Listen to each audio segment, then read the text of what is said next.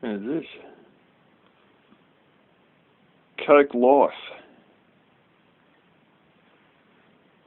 35% less sugar, and they make up for that with stevia.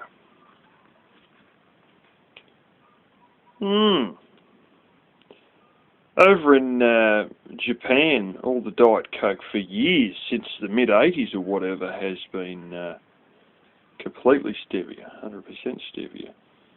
I showed you the Pepsi, and now it seems Coke has made the move over here. Now, stevia, I've been reading up a bit about it.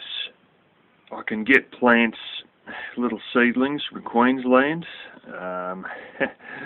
I doubt there'll be anything left of them by the time they get down here. So I thought, what about buying seeds? And the seedlings about, to work out, a little bit less than $1 each or something like that. And the seeds are quite cheap, as you'd expect. I think it's 30 seeds for $4.50 or something like that. But alas, they have a 8/10, 9/10 difficulty rating for germination. They're exceedingly hard to germinate. And up in the top areas of this country, you know, the Queensland and all those, where the weather's warm enough, this is actually a perennial. It just keeps coming back year after year after year.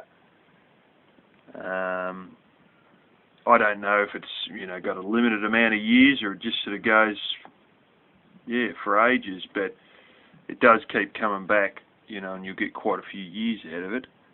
But down here where it's cold, she'll die off in the winter. So before long, this thing will just sort of drop dead on me, and that'll be it. I'll have to buy another one. So yeah, I don't know if I'm going to try and run the gauntlet of trying to get the seeds to germinate, but I do like the idea of keeping stevia, and I may try and get the seeds and just see how I go with germination. It'd be good if I could find a place that sells the seedlings down here, because, you know, when you buy seedlings, you got live ones. But if it gets sent all the way from Queensland, believe me, by the time they get here, they'll be dead. Alrighty. Well, I realised I could put more stuff in the veranda.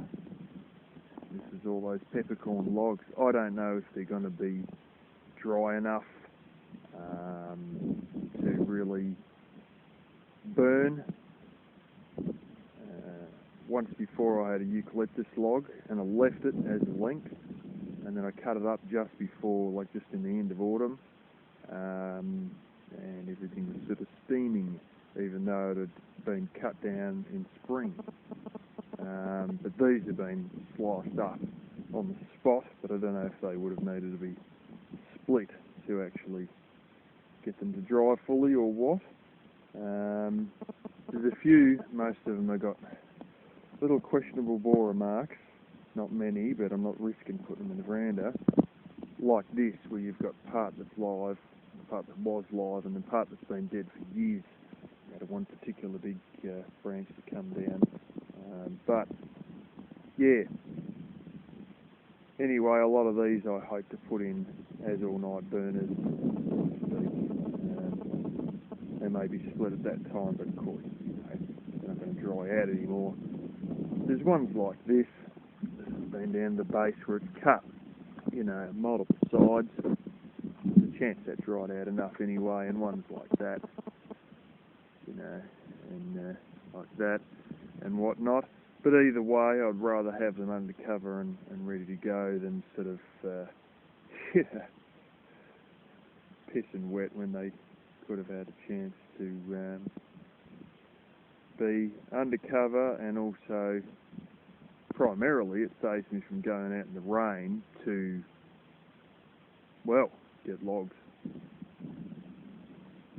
There's a bit of other medium stuff from it. Most of this is the stuff that you get a few questionable borer lumps and stuff in it. not a great deal, but you see there's the odd one here and there, and I don't really feel like another one there, a couple of bits there. Don't really feel like testing fate and finding out the hard way. Not that I believe in fate, but I do believe in insects eating the houses. Yeah, that was, a lot of that's part of the log that was all rotten, and the medium stuff as well. That was all new. Still got to slice a couple, but a lot of this gear here that'll be going in sooner rather than later. So I'm burning a lot of the small stuff. So yeah, I've got to been clipping a fair heap of the box on sprouts, but I've got to try and round up all the steel and stuff today, and I've got more logs too that have got to be moved from out near where we put that fence through near the front gate. That's essentially like a tunnel because we cut down a whole one there, and there's a lot of logs from that I've got to pick up. Come on, kitty. Here, puss. Look at the size of Tabby Cat. She stops chasing everyone. Alright, and then look at the size of Black Kitty, even kneeling down.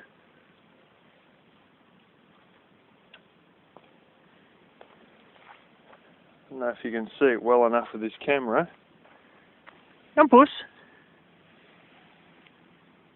How you going, buddy? But there is a real size difference between Tabby Cat here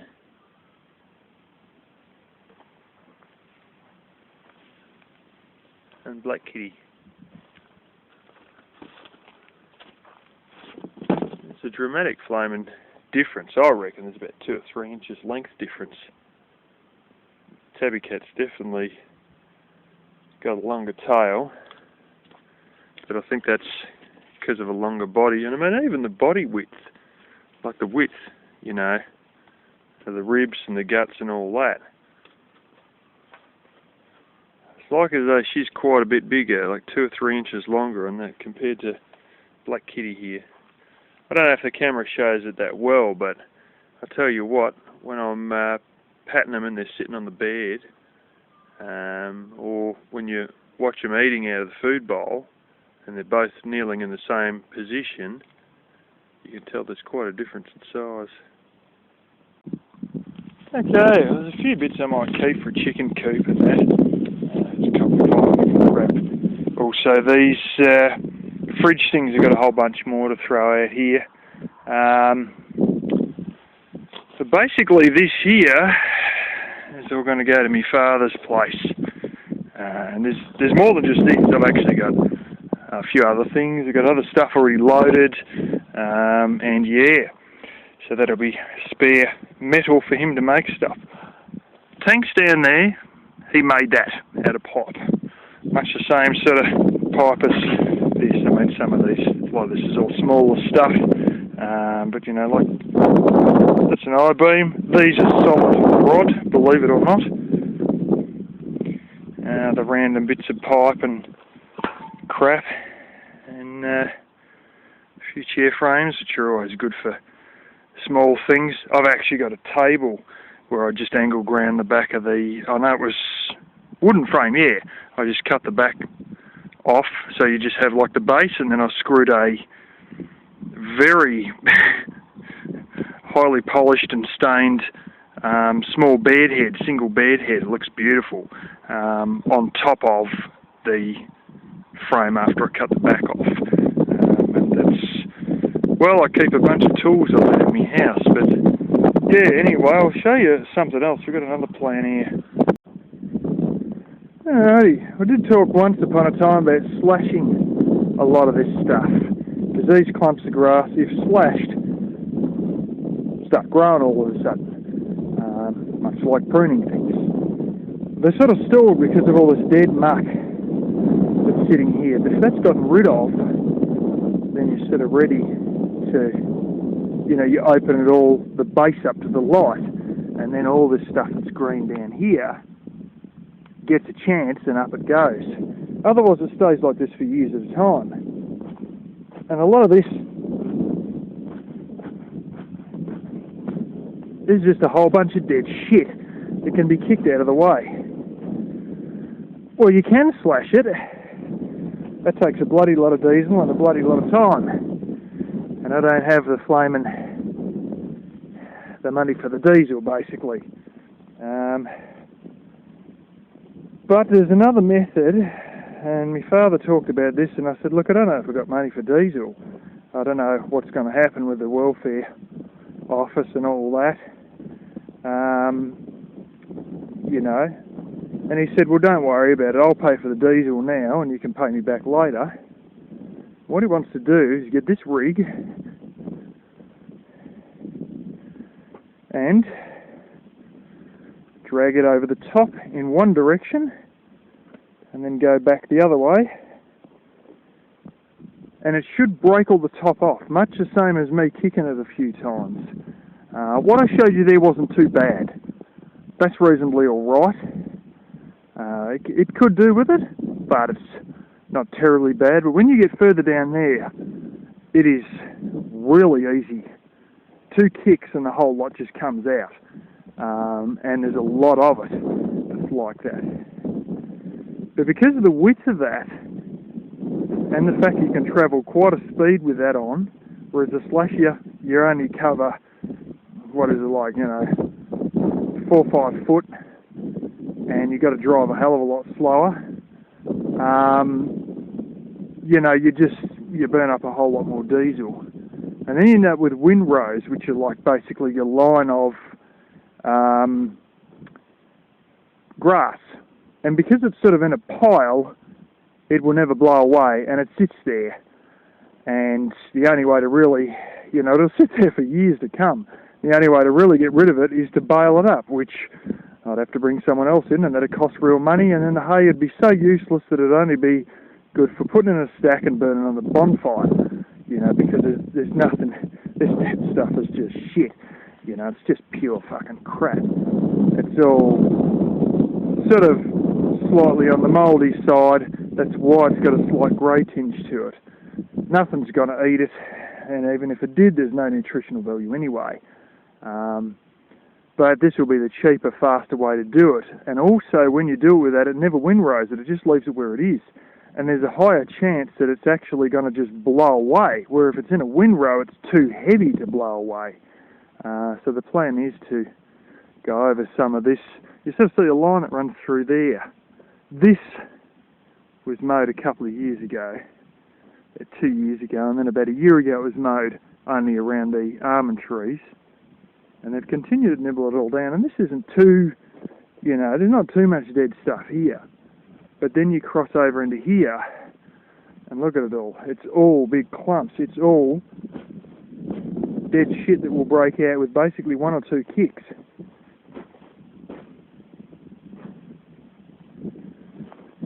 So the harrows, in effect, which is what those things were back there, is just going to break all that off.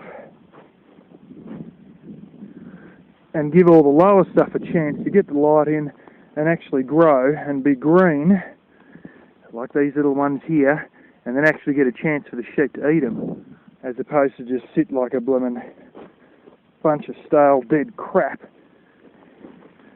that sheep can't eat or do anything with.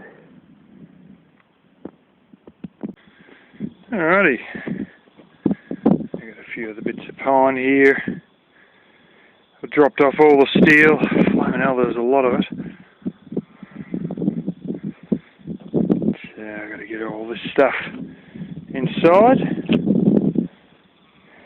And I sort of got sidetracked and got a lot of other old rotten crap against the boundary fence and started playing with old scrap metal gangles and stuff. But yeah, this might be a job or something. It's cool enough, and I couldn't be stuffed anymore, to be honest.